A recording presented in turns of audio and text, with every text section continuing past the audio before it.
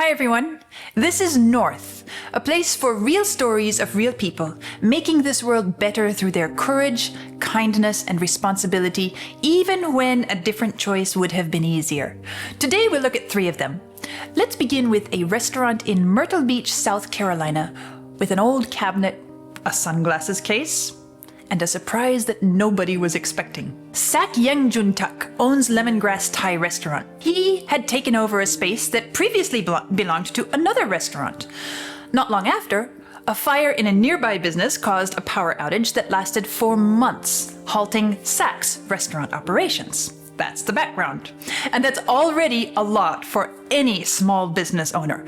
Months without being fully open, without the usual income streams, trying, hoping to get back to normal before it's too late. When the power finally came back on, cleanup began, and Sak started moving things around.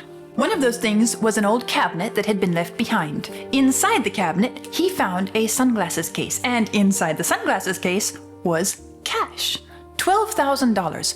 $12,000. That's not just a little money. For a restaurant that's been closed for months, that money can be a lifeline. The costs of running a small business don't just stop because the doors are closed. You have to have money for the repairs, for the bills, to keep things going, supplies. Imagine the feeling of breathing room $12,000 can offer. What a lucky find! Sak did the responsible thing and tried calling the previous owner, but the number didn't work.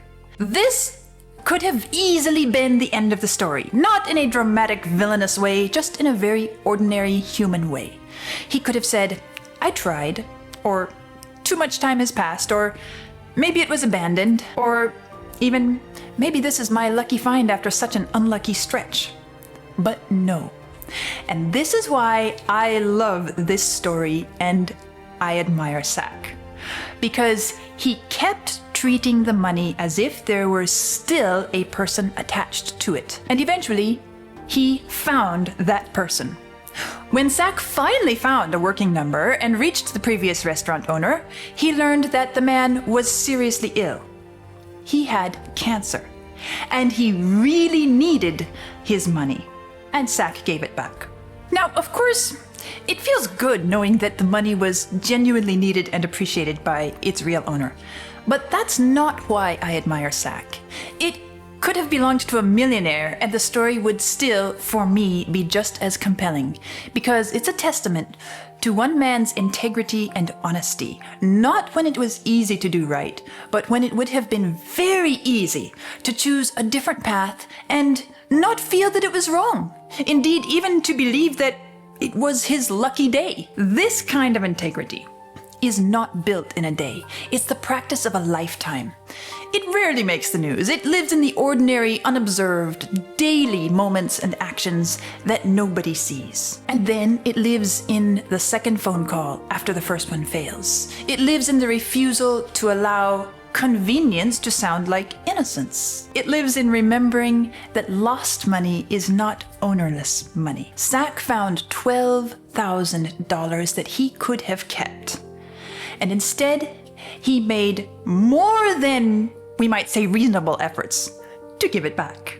And in a world that can feel very complicated, that kind of clarity is wonderfully refreshing. Our second story begins in a very different place. At a bureaucratic desk with a file and a newly hired official who simply wouldn't be pushed to push paper. In 1960, Dr. Frances Oldham Kelsey had recently begun working at the United States Food and Drug Administration, the FDA. She was a physician and pharmacologist, and one of the first drug applications assigned to her on this new job was to approve a drug called thalidomide. This drug was already being sold in numerous countries, including all through Western Europe, Australia, Canada, and Japan. It was used as a sedative, and it was also given to pregnant women for morning sickness. So approval in the United States was expected to be a fairly easy next step, more of a formality than anything. The drug was already out there. Other countries had allowed it. Doctors were using it. The company simply needed approval for the United States. And Dr. Kelsey was new. Remember that detail. In fact, Kelsey herself said years later, When a woman took a job in those days, she was made to feel as if she was depriving a man of the ability to support his wife and child. That's the era, and she's new on the job. This was not someone standing in a position of power protected by some long public reputation. She was a woman in her first month on the job as an FDA reviewer, and this was her first assignment. It was supposed to be a straightforward review, sign the approval, move on. That's how it works. But Dr. Kelsey, when she opened the file, found reason for serious concern. She required more safety data. She had questions about whether the drug had really been shown to be safe, and instead of letting the pressure of everyone else has already approved this carry her along, she slowed the process down. Instead of granting approval, she sent the application back requiring more data. Robert McFadden later wrote that the drug company stood to make millions and was anxious to get moving. It had tons of thalidomide, literally tons, in warehouses, ready, waiting for market.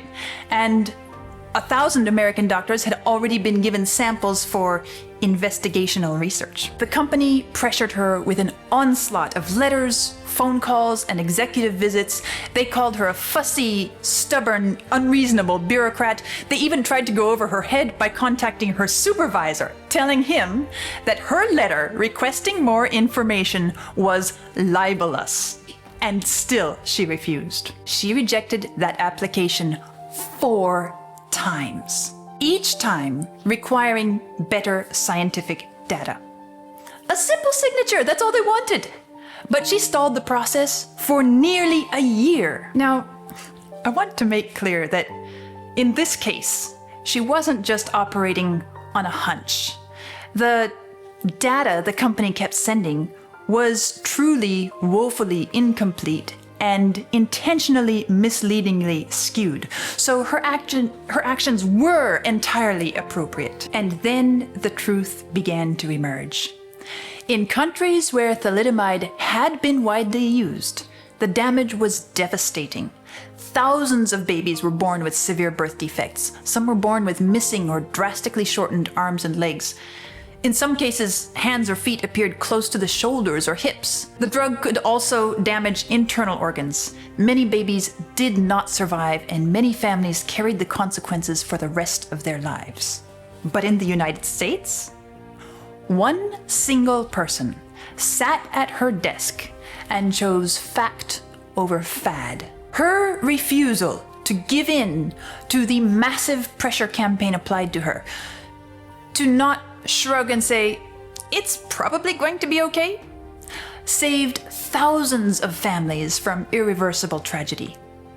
That person was Dr. Kelsey. This is admirable, life-changing, world-changing courage and character. It's not glamorous, especially not when it's happening, but for me, it's breathtaking. When prevention works, there is no dramatic moment. The disaster simply doesn't happen. Children grow up, families remain whole, ordinary life continues, and the person who helped protect that future merely refused to be rushed past the truth, instead insisting, not until it's right. And in Dr. Kelsey's case, that insistence mattered more than anyone could have imagined at the time. Our third story looks to the future, and it starts with a word that sounds nearly impossible to challenge. Forever. As in, forever chemicals. That's what we commonly call PFAS, or sometimes PFAS, those frightening, invisible little chemical particles that we keep hearing are in the air we breathe, in the water we drink, in the food we eat, even in the blood that runs through our veins. They resist water, oil, grease, heat, which is why they're so incredibly useful and also such a big part of the problem. Those same strengths also mean they don't break down easily. They stay practically forever in water, in soil, in animals, in people. And for years, one of the most frustrating questions about PFAS has been this: even when we can capture them, what then? How do we actually get rid of them? That has been the hardest part. And that is why the work being done right now is so exciting, because there are now multiple ways of tackling this problem that show real promise of developing into something that can actually be applied and used out in the real world. For example, at Northwestern University, working with researchers from UCLA, chemists have discovered that certain PFAS can be broken apart using relatively simple things like low temperatures and common reagents. In simple terms, they found a way to attack part of the molecule so that the whole structure begins to fall apart. And when you remember that these chemicals have been nicknamed forever, that is a very big sentence.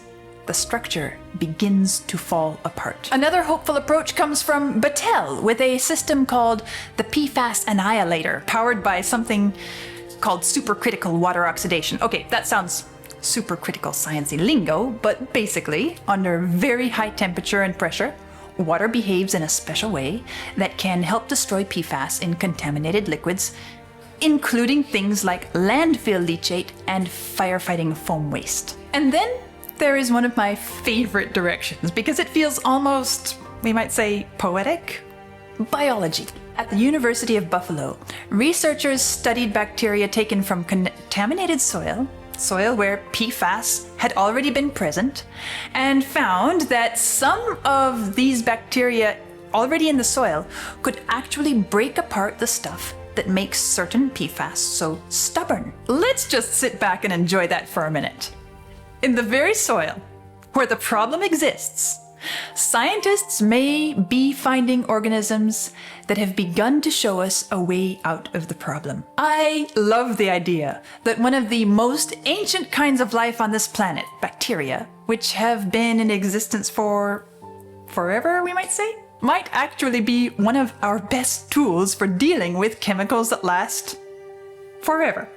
This is still early work, but these avenues hold enough promise of real solutions for this problem that we face today that scientists are pursuing and exploring them and figuring out how to trial them in real-life contexts. This is not the kind of problem where everything is fixed after one episode, but it is real good news in the real world in which we all live, because we are living in a time when many problems feel too big to touch.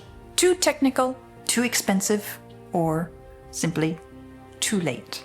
But here are scientists, engineers, chemists, microbiologists, people whose names most of us will never know, standing in front of a problem literally called forever and saying, "This world is amazing. Let's see how it can help us solve the problems we've created. Let's try, let's begin. Let's not treat the scale of the problem as an excuse for despair." So today we followed three very different stories. A restaurant owner who found $12,000 and gave it back. A new FDA reviewer who refused to sign off on a drug without the proper data. And scientists looking at chemicals we literally call forever and saying, not forever. Different places, different problems, different times, different kinds of courage. But what I love about all three is that none of them begin with someone trying to be a hero. Sak was simply trying to reopen his restaurant. Dr. Kelsey was merely doing her job. Researchers are simply doing the slow, careful work of science. I believe that this is where the goodness of humanity begins. Not in grand gestures, but in the daily, honest attempt. These are people who don't look away, who do the careful thing, the honest thing, the brave thing, even when nobody ever finds out. And people like these are here. They have always been here, and they are still here. And it's you, and it's me, and it's all of us. And this is North. I'll see you here.